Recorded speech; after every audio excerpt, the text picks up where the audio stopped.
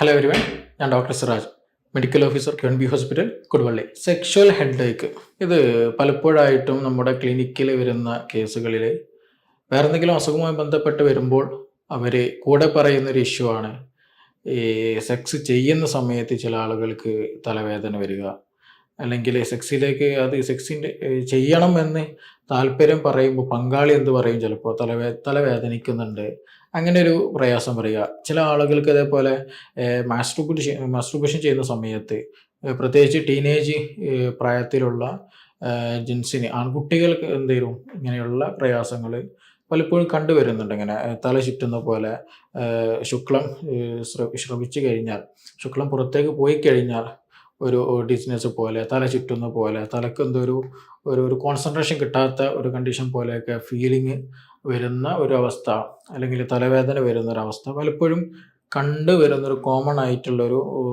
അസുഖമായിട്ട് ഇന്ന് പലപ്പോഴും ക്ലിനിക്കിൽ കാണുന്നുണ്ട്.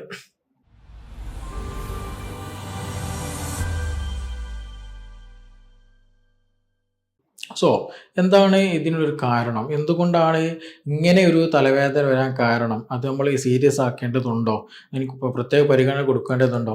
കാരണം ഇങ്ങനെ ഒരു കുട്ടി മാസ്റ്റുർബേറ്റ് ചെയ്യുന്ന സമയത്ത് അവൻ അങ്ങനെ ഒരു ബുദ്ധിമുട്ടുണ്ട്, തലചുറ്റൽ വരുന്നുണ്ട്, തലവേദന വരുന്നുണ്ട്, ഒരു കോൺസെൻട്രേഷൻ കിട്ടാത്ത പോലെ ഭയങ്കര ക്ഷീണം പിടിച്ച് കിടക്കേണ്ട ഒരു അവസ്ഥയൊക്കെ ഫീൽ അധികമായിട്ട് തോന്നുന്നുണ്ടെങ്കിൽ വേറെ എന്തെങ്കിലും പ്രശ്നങ്ങൾ ഉണ്ടാവുമോ?